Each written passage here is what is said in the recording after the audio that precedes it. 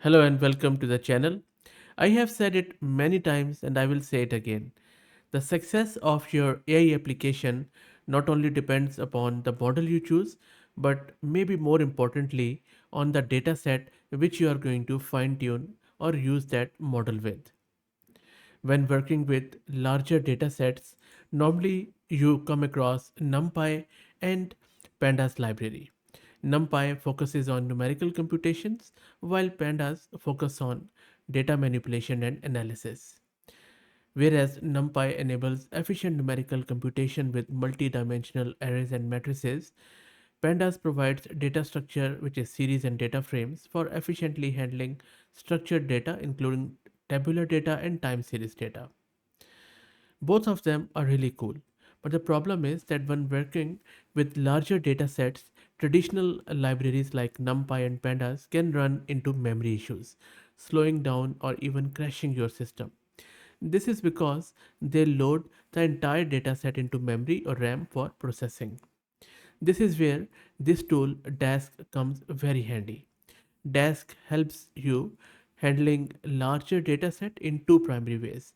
First, it provides you out of core computation, which means is that Dask breaks down larger data sets into smaller chunks called blocks, which can fit into memory. It then processes these blocks in parallel using multiple CPU cores or even distributed computing. This way, Dask can handle data sets much larger than your system's RAM. Second thing where Dask really shines is lazy evaluation.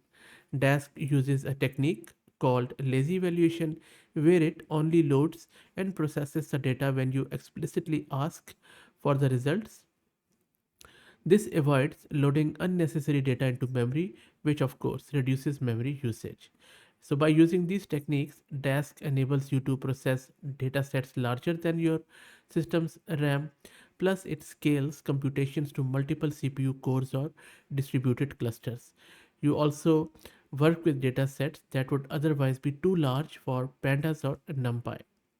So, in summary, Dask helps handle larger data set by breaking them into manageable chunks, processing these chunks in parallel, and then only loading data into memory when necessary. So, it's quite an excellent tool. And in this video, we are going to install it locally, and then we will see few of the examples in our Jupyter notebook. Before I show you the installation, let me give a huge shout out to Massed Compute who are sponsoring the VM and GPU for this video. If you're looking to rent a GPU on affordable prices, I will drop the link to their website in video's description. Plus, I'm also going to give you a coupon code of 50% discount on a range of GPUs.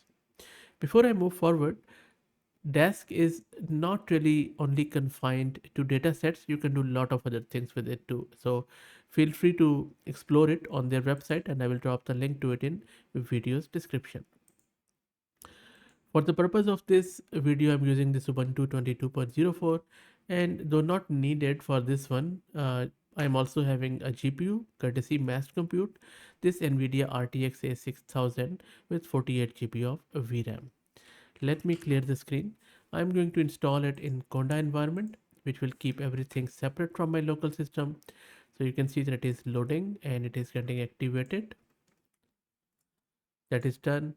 And now let me install Dask with Conda. So, but if you just want to do without Conda, all you need to do is to run pip install and Dask. So let me run it. It's quite lightweight, shouldn't take too long. I'm just going to press Y here and let's wait for it to get installed.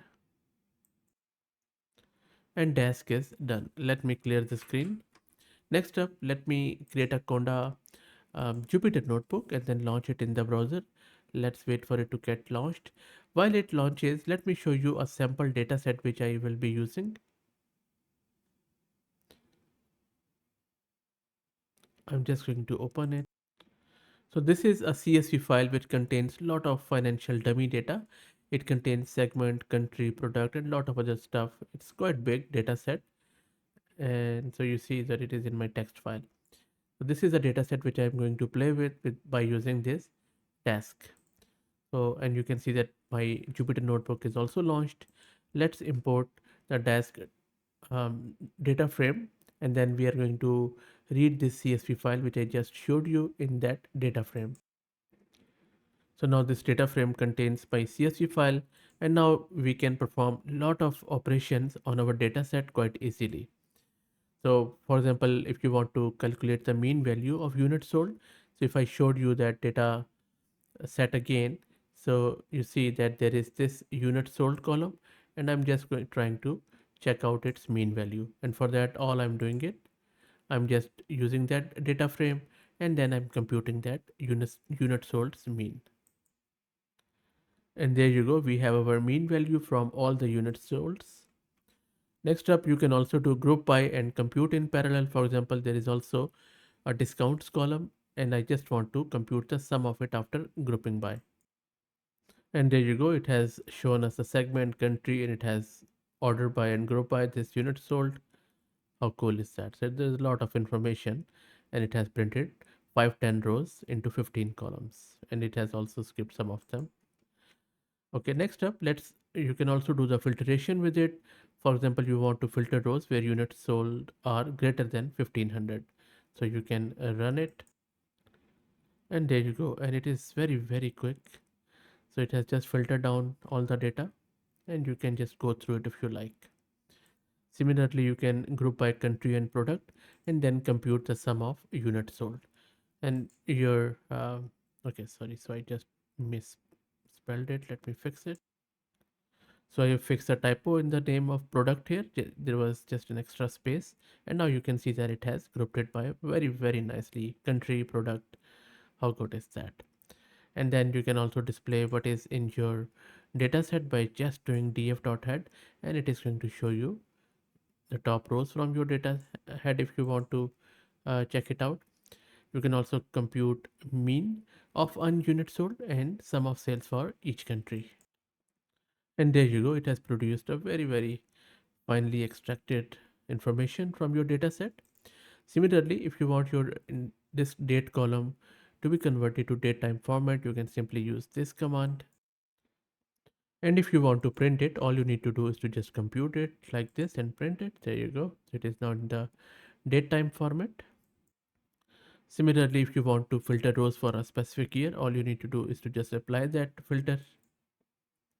And there you go, you see. So this is just this year where they have produced the data. Amazing stuff.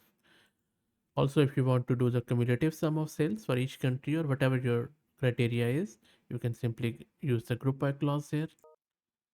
And there you go, you have your desired data. Also, you can even merge two data frames, such as I have created another similar data frame from the CSV file. You can use any other file, but I'm just going to use the same file here just because I don't have it any. I'm just going to say finance.cv, and I think it's in my files folder. And then I'm just going to merge the two data frames on a common column, which is the same file, so it will be product one. And there you go, it has merged it and it has produced the data. So you can see, not only you can manipulate the information in one data set and then transform it as per your own requirement, you can also even merge disparate or similar data set and then create a new data set out of it.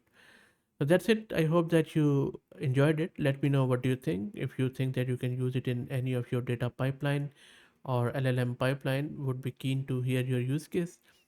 If you like the video, please consider subscribing to the channel. If you're already subscribed, please do me a favor and share it among your network. Thanks for watching.